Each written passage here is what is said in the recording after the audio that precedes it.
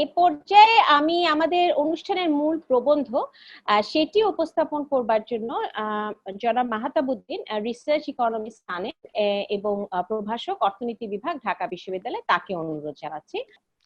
ধন্যবাদ madam. Thank you madam.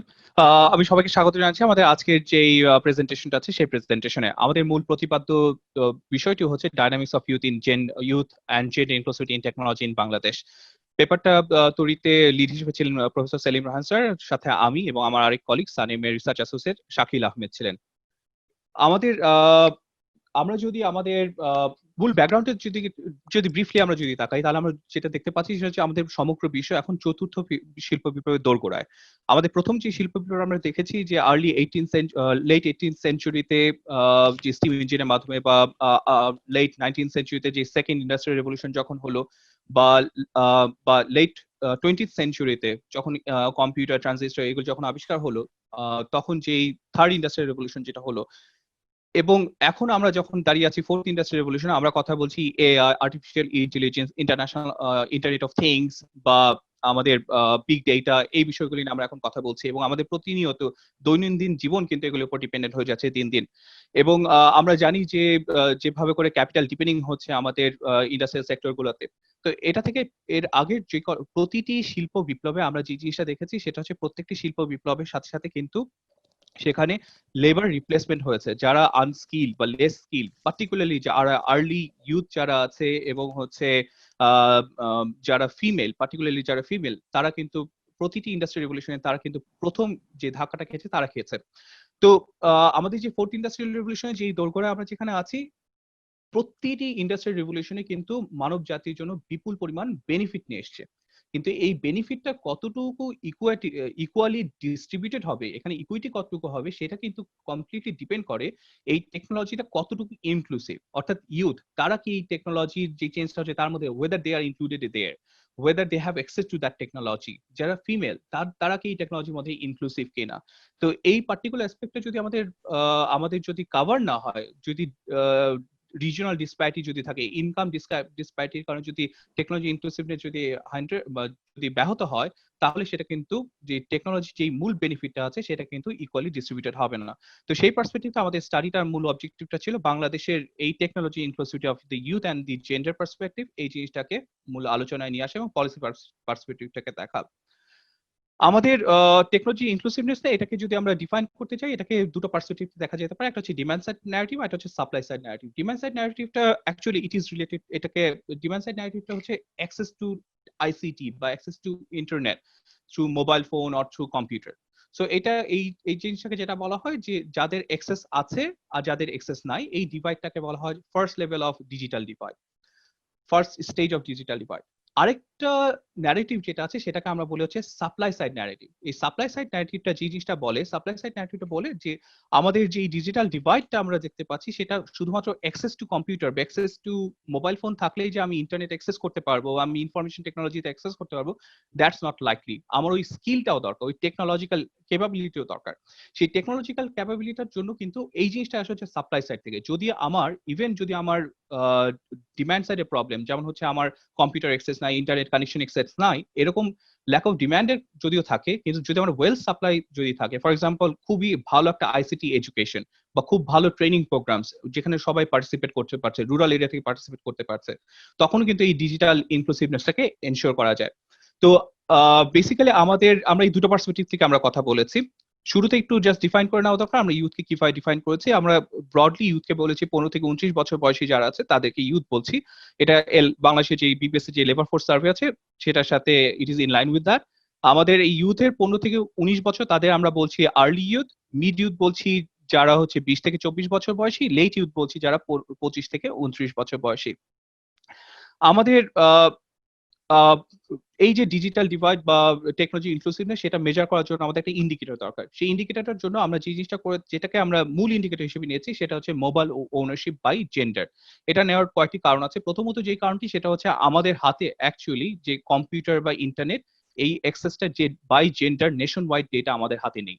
তো আর second ব্যাপারটা যেটা সেটা হচ্ছে ইন্টারনেট অ্যাক্সেসের ক্ষেত্রে বাংলাদেশের ম্যাক্সিমাম মানুষ ইউজ করেন হচ্ছে মোবাইল ফোন। সুতরাং যদি আমরা যদি জাস্ট বেয়ার মিনিমাম হিসেবে যদি আমরা চিন্তা করি, তাহলে অ্যাক্সেস টু আইসিটির ক্ষেত্রে যেই ডিভাইসটি আমরা জাস্ট বেয়ার মিনিমাম হিসেবে চিন্তা করতে পারি, দ্যাট ইজ মোবাইল ফোন। সুতরাং যে বাংলাদেশের পার্সপেক্টিভ থেকে আমরা এই জিনিসটাকে ওয়েদার একজন ফিমেল ইউথ সে মোবাইল ফোন আছে কিনা, whether is a male youth তার মোবাইল ফোন আছে কিনা, সেটাকে আমরা জাস্ট একটা ইন্ডিকেটর হিসেবে, মূল ইন্ডিকেটর হিসেবে নিয়েছি।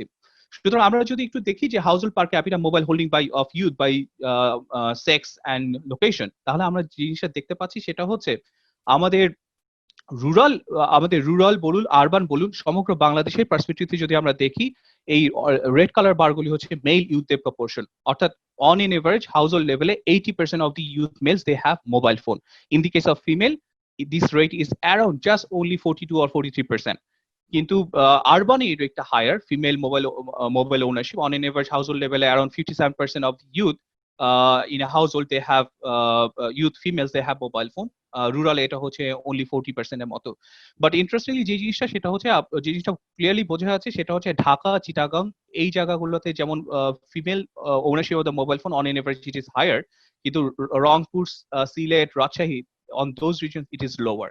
এবং আরেকটা ব্যাপার হচ্ছে মেলের ক্ষেত্রে যেমন অ্যাক্রস রিজনস এখানে কোনো ডিফারেন্স আমরা দেখতে পাচ্ছি না, কিন্তু প্রতিটা জায়গাতেই কিন্তু মেল ফিমেলের মধ্যে যে gap it is very high, close to 30 to 40%।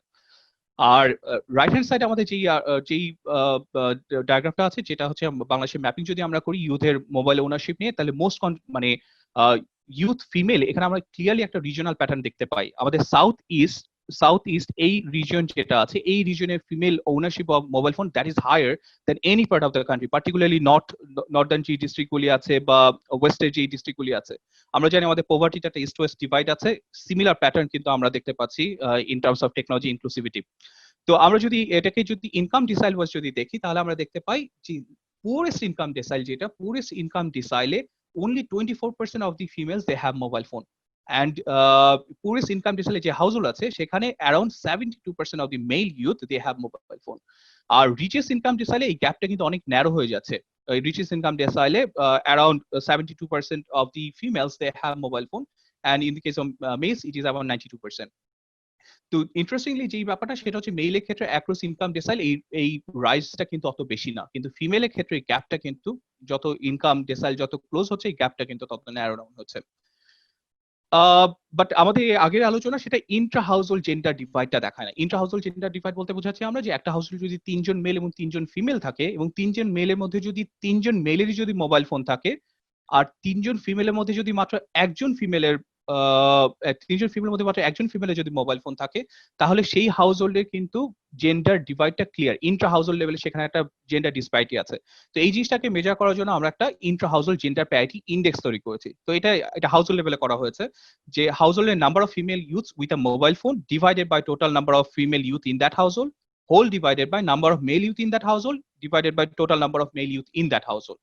সুতরাং এই স্কোরটা যদি একের কাছাকাছি হয় তাহলে আমরা বলবো যে এখানে gender parity in terms of technology inclusiveness আছে। যদি এটা 0 কাছাকাছি হয় তার মানে হচ্ছে সিভিয়ার ইনইকুয়ালিটি আছে। আমরা যে স্কোরটা দেখতে পাচ্ছি there is a clear regional disparity, যে আরবানে আমরা দেখতে পাচ্ছি এই জেন্ডার প্যারিটি ইন্ডেক্সের ভ্যালুটা হচ্ছে 0.56, হুইচ মিনস যদি সব মেল ইউথের যদি মোবাইল ফোন থাকে, only 56% of the females of that household have mobile phone. অর্থাৎ রুরালের ক্ষেত্রে যদি একটা হাউসহোল্ডের যতজন মেল আছে সব মেল ইউথের তুলনায় only 41% of the youth females they have mobile phone. সুতরাং এই যে রিজিওনাল ডিসপ্যারিটি ইন্ট্রা হাউসহোল্ড লেভেলে, এটা কিন্তু রুরালে যেমন সিলেটে দিস স্কোর ইজ only 0.29, রংপুরে এটা হচ্ছে only 0.37, এটা ক্লিয়ারলি এখানে দেখা যাচ্ছে। এবং এরপরে যদি আমরা এটাকে যদি ডিসাইল ওয়াইজ যদি দেখি, ইনকাম ডিসাইল ওয়াইজ, সুতরাং পুরেস্ট ইনকাম ডিসাইল সেখানে এই ইন্ট্রা হাউসহোল্ড যে প্যারিটি ইন্ডেক্স সেটার স্কোর হচ্ছে only 0.28, অর্থাৎ কম্পেয়ার টু মেল একটা হাউসহোল্ডে Intra হাউসহোল্ডে only 28% of the female they have mobile phone. In the highest income decile, এটা ইনকাম অর্থাৎ ডিসাইল 10, this parity index is 0.74. এবং there is a clear pattern between poor and non-poor. poor দের ক্ষেত্রে আমরা এই gender parity index পাচ্ছি 0.3 এবং non-poor দের ক্ষেত্রে it is 0.48. Next আমরা যেটা করছি সেটা হচ্ছে আমরা ইউথকে তো ব্রডলি ডিফাইন করেছি এর আগে 15 থেকে 29, সেটাকে যদি আমরা একটু ভেঙে নিয়ে আসি, অর্থাৎ আর্লি, মিড এবং লেট ইউথ, তাহলে কি হয় সেখানে আমরা যেটা দেখতে পাচ্ছি, আমরা যদি এটাকে আর্লি ইউথের কথা চিন্তা করি, আর্লি ইউথের ক্ষেত্রে মেইলের ক্ষেত্রে this rate is close two 60% across the country. But but let youth বা মিড ইউথের ক্ষেত্রে এই রেটটা হচ্ছে মেল ইউথের ক্ষেত্রে ইট ইস ক্লোজ টু 90%, অ্যাকচুয়ালি মোর দেন 90%। আর ফিমেলদের ক্ষেত্রে early youth this rate is only it is less then 40% across the reason, এবং ক্লিয়ারলি একটা regional একটা ডিসপ্যারিটি আছে, যেমন সিলেটে আর্লি ইউথের ক্ষেত্রে আর্লি ইউথে যারা আছেন তাদের proportion of holding a mobile phone is much lower. এবং আরেকটা ইন্টারেস্টিং ব্যাপার যেটা, সেটা হচ্ছে দেখুন প্রত্যেকটা রিজনের ক্ষেত্রে প্রত্যেকটা এজ গ্রুপ ক্যাটাগরির ক্ষেত্রেই কিন্তু মেলের তুলনায় ফিমেল ইউথের মোবাইল হোল্ডিং কিন্তু মাচ লোয়ার।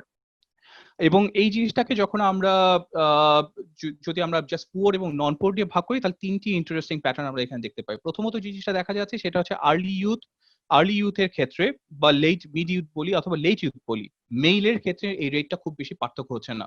অর্থাৎ আর্লি ইউথে পুয়ার হাউস হোল্ডে যারা আছেন 59% of the male youth they have mobile phone, আর নন পুয়ার হাউস হোল্ডে আর্লি ইউথে 64% of the male youth they have mobile phone. বা মিড ইউথে এটা হচ্ছে 84 and 91%, লেট ইউথে হচ্ছে 87 and 94%। ইন্টারেস্টিংলি যে জায়গাটা ডিভাইড আমরা দেখতে পাই সেটা হচ্ছে ফিমেলদের ক্ষেত্রে এই পুয়ার হাউস হোল্ডের 35% of the female youth they have mobile phone, and non poor এটা হচ্ছে 34%। বাট যখনই আমরা মিড বা লেট ইউথে যাচ্ছি, পুয়ার হাউস হোল্ডে ফিমেল ইউথদের মোবাইল ফোনের হোল্ডিং এর proportion it remains around 34 or 37%, but non poor house হোল্ডে ফিমেল ইউথদের মোবাইল হোল্ডিং প্রপোর্শন এটা কিন্তু 60% এর কাছাকাছি চলে যাচ্ছে।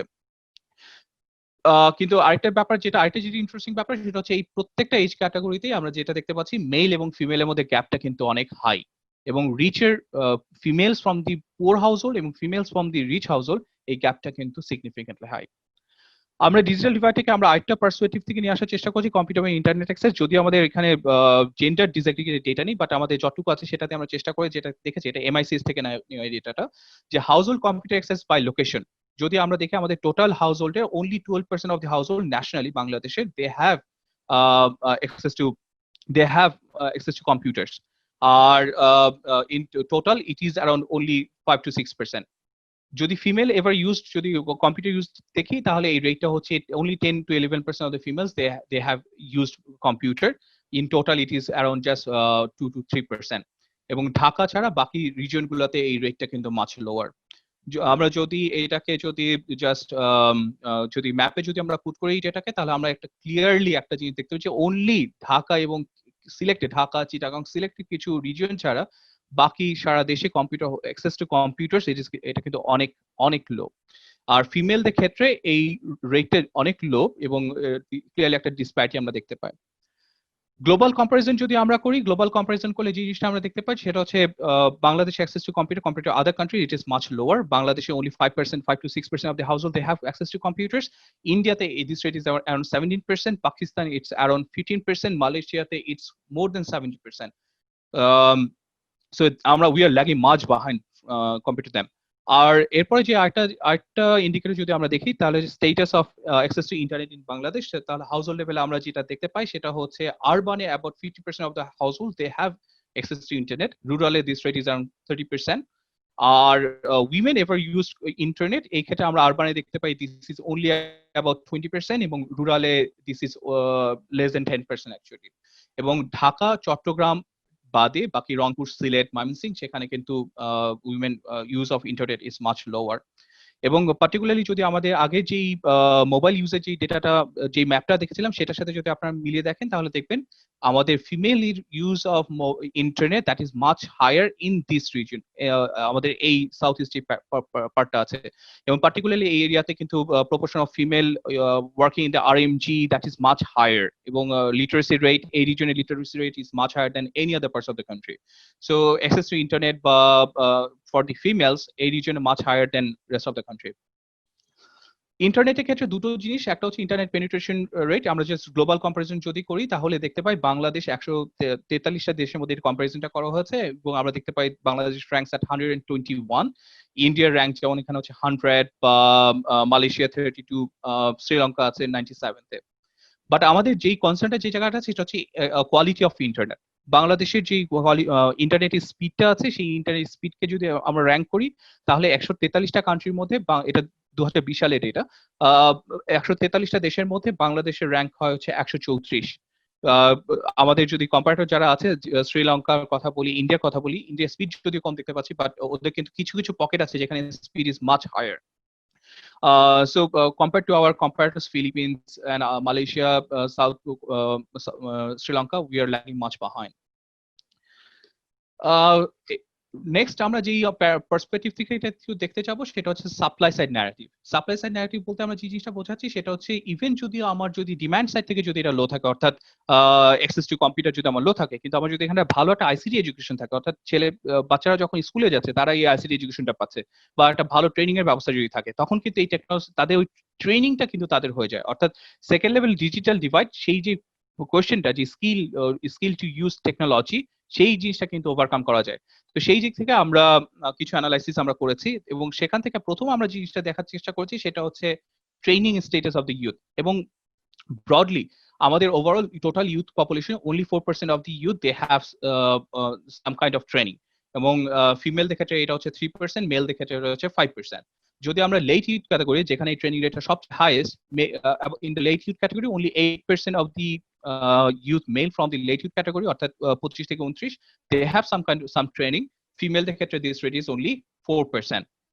এবং এখানে ক্লিয়ার কিছু রিজনাল মানে ডিস্টিংশন আমরা দেখতে পাই, যে এখানে একটা জিনিস মনে রাখা দরকার, সেটা হচ্ছে আমাদের যেই ডিস্ট্রিক্টগুলোতে যেখানে আমরা ট্রেনিং এর প্রপোর্শন বেশি দেখতে পাচ্ছি, যেমন কুড়িগ্রামে আমরা বেশি দেখতে পেয়েছি, বরিশাল ডিভিশনে বেশি দেখতে পেয়েছি, রংপুরে আমরা বেশি দেখতে পেয়েছি, খুলনা আমরা বেশি দেখতে পেয়েছি, এই ডিস্ট্রিক্টগুলি কিছু মোর ভালনারেবল.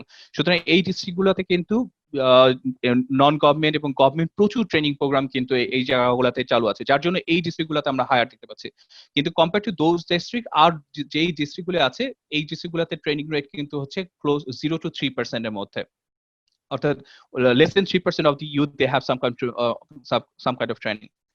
ইউথের যে ট্রেনিং প্রপোর্শনটা যেটা নেওয়া আছে সেটাকে যদি আমরা ডিকম্পোজ করি, তাহলে আমরা যেটা দেখতে পাই যে মোস্ট অফ দ্য ইউথ তারা যে ট্রেনিংটা নিচ্ছে সেটা হচ্ছে কম্পিউটারে, ইট ইজ অলমোস্ট 60%.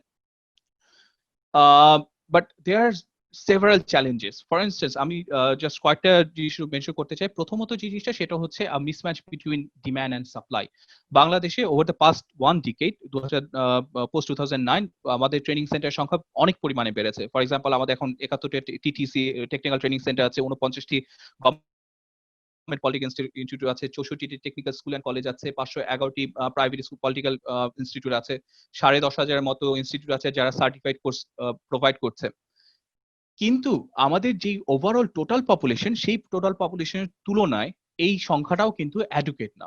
কিন্তু এই যে বিপুল পরিমাণ, এই যে যত সংখ্যক স্কুল কলেজ আছে, প্রবলেমটা যেটা হচ্ছে এই টেকনিক্যাল ট্রেনিং নেওয়ার ডিমান্ডটা কম আছে. আমাদের গত বছর 2019-20 বছরে প্রায় 1,35,000 seat remain vacant in this training institutes.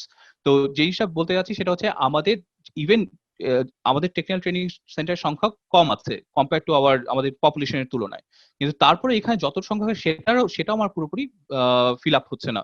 সুতরাং আমাদের যে টেকনিক্যাল ট্রেনিং এর সম্পর্কে একটা নেগেটিভ পারসেপশন আছে সোসাইটিতে, ইউথদের মধ্যে ল্যাক অফ ডিমান্ড আছে. পার্টিকুলারলি এই ডিমান্ড শর্টেজে সেভারাল কারণ আছে. তার মধ্যে একটা কারণকে যেটা আপনারা বলতে পারি, quality of the training and the trainers. বাংলাদেশে 2011 সালে একটা ল্যান্ডমার্ক আমরা বলবো পলিসি, যে national skill development policy framework করা হয়েছে এবং national training and vocational qualification framework করা হয়েছে. এবং এই ফ্রেমওয়ার্ক গুলোর পরও আমাদের যে কোয়ালিটি, সেই কোয়ালিটি কিন্তু ইমপ্রুভ করেনি. এটার সেভারাল কারণ আছে. একটা কারণ হচ্ছে আমাদের কোর্স কারিকুলাম এবং যেটা আছে সেখানে কিন্তু প্র্যাকটিক্যাল এক্সারসাইজ স্কোপ খুবই কম. আমাদের কোয়ালিফাইড ইনস্ট্রাক্টর আছে, আমাদের যে ইনস্ট্রাক্টর যারা আছেন তাদের যে ট্রেনিং দরকার সেই ট্রেনিং দেওয়ার মতো স্কোপ আমাদের কম আছে. এখানে আপনাকে একটু দ্রুত শেষ করবার জন্য অনুরোধ. Can I get 5 minutes? I think that would be fine for me. Thank you, ma'am. So আমাদের যে ব্যুরোক্রেটিক রেড টেপের যে ভ্যাকেন্সি গুলো আছে, সেখানে ব্যুরোক্রেটিক রেড টেপ আছে ভ্যাকেন্সি গুলো ফিল আপ করার ক্ষেত্রে. আমরা যদি গ্লোবাল কম্পারিজন করি তাহলে দেখতে পাই যে বাংলাদেশের র্যাঙ্ক হচ্ছে 141টা কান্ট্রির মধ্যে বাংলাদেশ র্যাঙ্কস 124, ইন্ডিয়া যেখানে 67, বা পাকিস্তান 85th, বা শ্রীলঙ্কার পজিশন যেখানে 55. এর পাশাপাশি আরো কিছু চ্যালেঞ্জ আছে, আমি খুব ব্রিফলি যাচ্ছি. প্রথমত যেটা আরেকটা যে আছে সেটা inequality in participation. Female participation in technical trainings is much lower. There are several factors, for example location, তারপর হচ্ছে unavailability of accommodation in the training centers, time, cost or safety to travel, social stigma amongst others. আমাদের primary বা secondary বা higher এডুকেশনে যেখানে gender parity হচ্ছে close to 1, আমাদের এডুকেশনের ক্ষেত্রে টেকনিক্যাল এডুকেশনের ক্ষেত্রে এই জেন্ডার প্যারিটি হচ্ছে less than 0.4, তার মানে হচ্ছে total number of female students in technical education it is much lower than males. Amongst other challenges, we see that there are lack of governance in the TVET operations, যেভাবে selection হচ্ছে বা course যে certificate distribution, আমাদের FGD পার্টিসিপেন্টরা তারা বলেছেন যে they think there is a lack of governance there. Technical training যেগুলি দেওয়া হচ্ছে সেগুলি সম্পর্কে there is a lack of awareness there. Job market প্রসপেক্টিভের ক্ষেত্রে there weaker prospect there, অর্থাৎ যারা ট্রেনিং নিচ্ছে আমাদের সোসাইটির একটা পারসেপশন আছে যে এই টেকনিক্যাল ট্রেনিং শুধু তারাই যায় যাদের যাদের এডুকেশন ব্যাকগ্রাউন্ডটা, যারা হয়তো মূলধারা এডুকেশন থেকে হয়তো দে আর লেস স্কিল বা লেস কেপেবল। তো এই পারসেপশনটার কারণে কিন্তু যারা টেকনিক্যাল ট্রেনিং নিচ্ছে তাদের সম্পর্কে একটা নেগেটিভ পারসেপশন যে এই ট্রেনিংটা যে নিয়েছে সে হয়তো তার ক্যাপাবিলিটি কম। তো এই নেগেটিভ পারসেপশনের কারণে যাদের ভালো ক্যাপাবিলিটি আছে তারা কিন্তু ওই ডিমান্ডটা নেই যে টেকনিক্যাল ট্রেনিং এ যাবেন।